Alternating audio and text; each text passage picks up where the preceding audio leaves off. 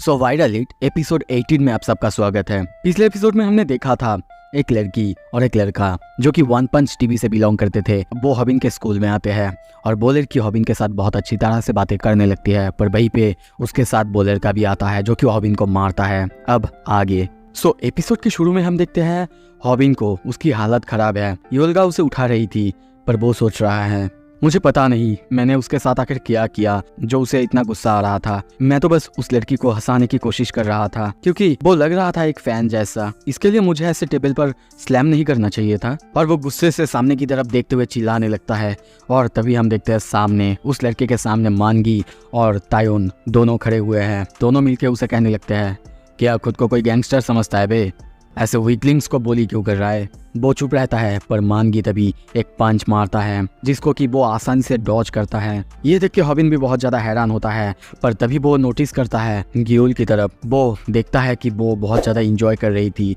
वो हंस रही थी। पर तभी हम वहाँ पे रूमी को देखते हैं जो कि ग्यूल को लेकर लाइव स्ट्रीम कर रही थी। वो उसके उसी अजीब से स्माइली फेस को नीचे की एंगल से शूट करती है जिसमें उसका फेस बहुत ज़्यादा अजीब आता है। ये देख के वो उसकी मजाक उड़ाने लगती है और कहती है मैं इसे इंस्टाग्राम में पोस्ट करूंगी। पर ये ग्यूल को थोड़ा सा अजीब लगता है। वो कहती है क्या तुमने मेरी पिक्चर ली है, जल्दी से जल्दी इसे डिलीट करो। पर तभी रूमी कहती है क्या तुम्हें इस सब में मज़ा आता है, लोगों को मैनिपुलेट करना, इस सब में मज़ा आता है क्या तुम्हें? चिंता मत करो, मैंने पहले ही लाइव स्ट्रीम को बंद कर दिया था। पर दूसरी तरफ हम देखते हैं हॉबिन तायोन और उस लड़के को लड़ने से रोक रहे थे। रूमी को देखते हैं अभी भी ग्यूल को चिढ़ा रही थी और कहने लगती है जब तुम लोगों के साथ ऐसा करते हो तो फिर मज़ा आता है ना, और जब तुम्हारे साथ ऐसा कोई कर रहा है तो फिर तुम्हें इससे किक मिलती है ना।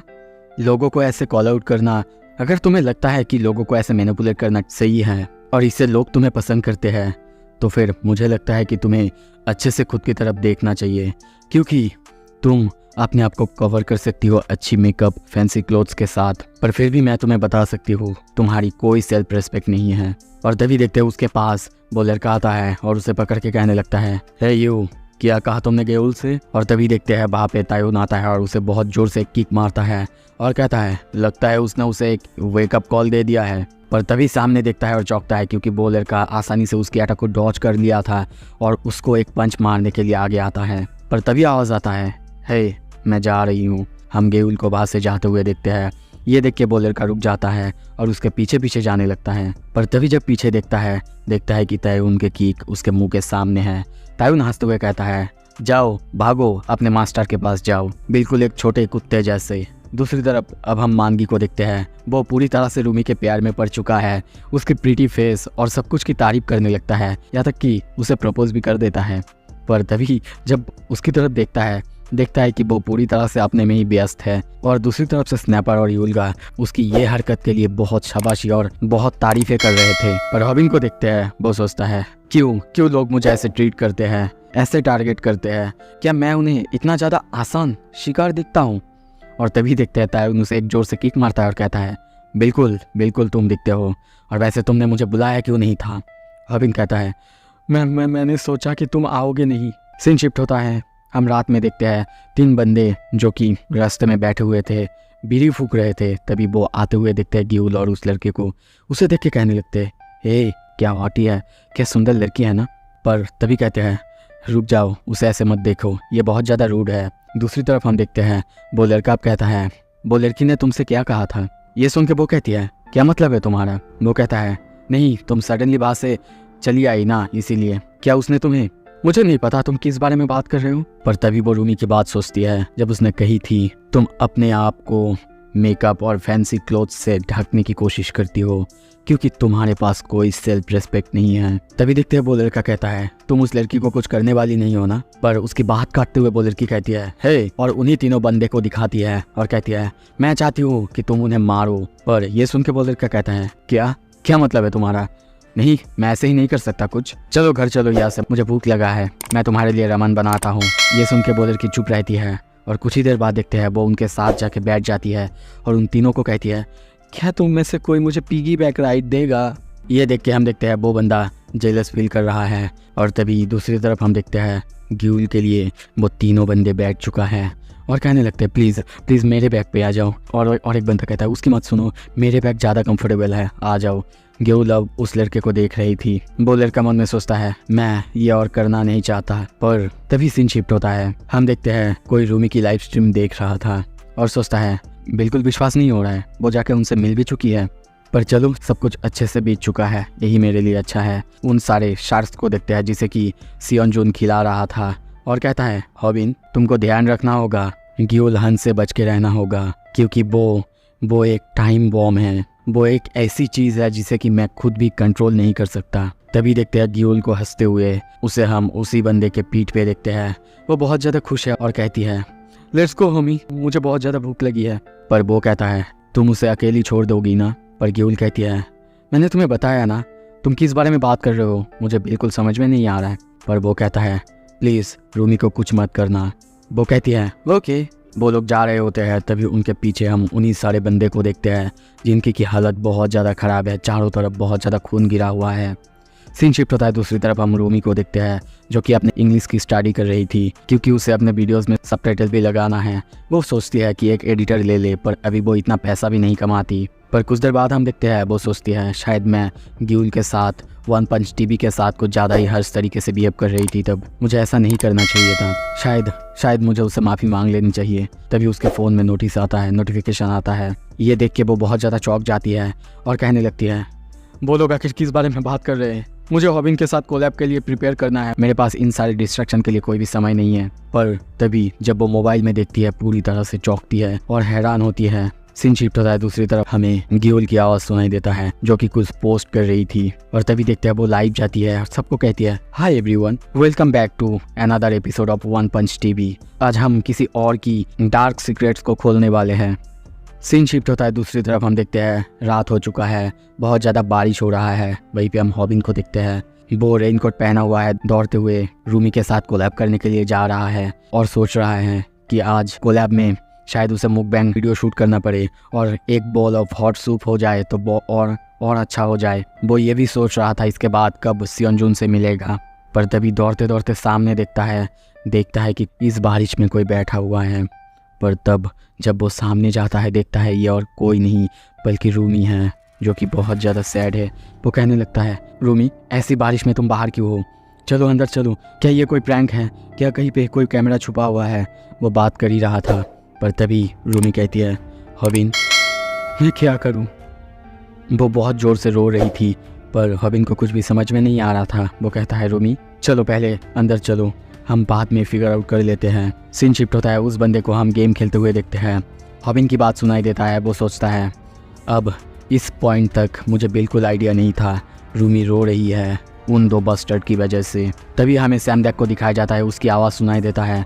वो कहता है तुमने बिगिनिंग लेवल का फाइटिंग सीख लिया है, फाइटिंग टेक्निक सीख ली है, इसके बाद मैं तुम्हें नेक्स्ट टेक्निक सिखाने वाला हूँ। हॉबिन को देखता है जो कि बहुत ही गुस्से में पंचिंग बैग को पंच कर रहा था और कहता है अब लेवल अप करने का समय आ चुका है क्योंकि मुझे और एक फाइट के अंदर इन्वॉल्व होना है। सीन शिफ्ट होता है, कुछ देर बाद सबसे पहले हमें एक पोस्ट दिखाया जाता है जहाँ पे लिखा हुआ था क्या ये सच है, एक हाई स्कूल यूट्यूबर अपने बॉयफ्रेंड के साथ रहती है और स्कॉट के जैसा काम करती है और अपने खुद के वीडियोस को सेल करती है, और ये और किसी ने नहीं वन पंच टीवी ने पोस्ट करा था। और तभी हमें आवाज़ सुनाई देता है, कोई कहती है hi everyone, welcome to another episode of One Punch TV. मैं हूँ आपकी होस्ट ग्यूल हान। आपने शायद सुना होगा एक पॉपुलर ब्यूटी यूट्यूबर, पर आज उसके बारे में मैं कुछ फैक्ट कहने वाली हूँ।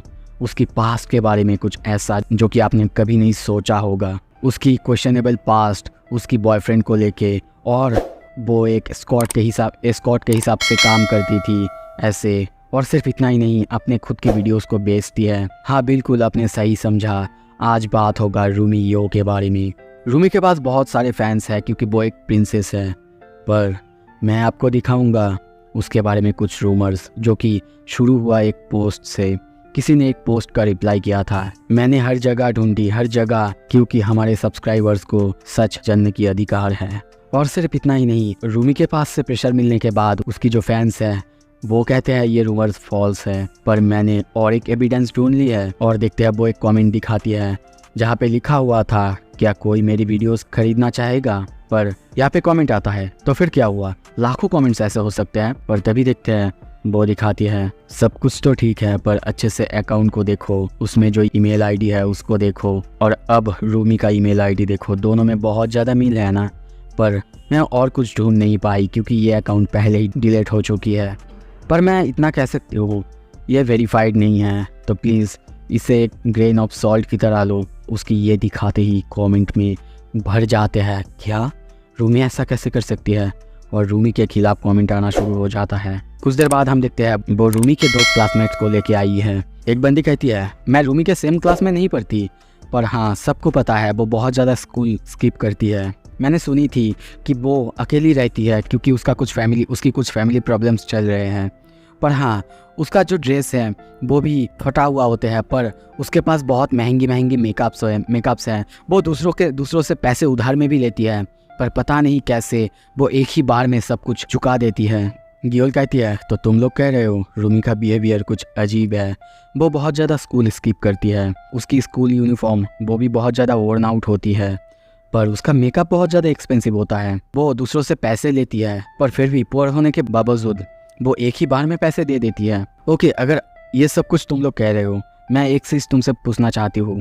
अगर मैं तुम्हें बताऊँ कि रूमी एक एस्कॉर्ट के हिसाब से काम कर रही है, अपने बॉयफ्रेंड के साथ रह रही है, अपने वीडियोस बेच रही है, क्या इसमें तुम्हें सेंस मिलेगा उसकी इस बिहेवियर के पीछे? ये सुन के वो बंदी कहती है या पर मुझे नहीं, पर उसकी बात काटते हुए तभी वो कहती है तो मैं अपनी बात यहीं पे सब कुछ ख़त्म करती हूँ, आज मेरा इंटरव्यू यहीं पे ख़त्म होता है। पर वो बस मन में सोच रही है मुझे फ़र्क नहीं पड़ता लोगों को सच्चाई पता चले कि नहीं कि मैंने सब कुछ फेक किया है, मैं एक एपोलॉजी वीडियो बना दूंगी। मुझे पता है कैसे एक एपोलॉजी वीडियो बनाया जाता है, मुझे जस्ट एक पूरी ब्लैक आउटफिट पहनना है, मेरे मेकअप को वैसे ही करना है और बहुत ही वीक वॉइस के साथ बोलना है और उस वीडियो को एक ब्लैक थंबनेल के साथ अपलोड कर देना है, बस इतना ही तो है। और तभी देखते हैं वो कहती है लोग बोलते हैं कि माइनर्स जो होते हैं वो इस काम में इसीलिए जुड़ते हैं क्योंकि उनके पास इनफ पैसे नहीं होते। पर मुझे आपसे एक बात पूछनी है, मुझे बताइए, मैं अपने व्यूअर्स से पूछना चाहती हूँ,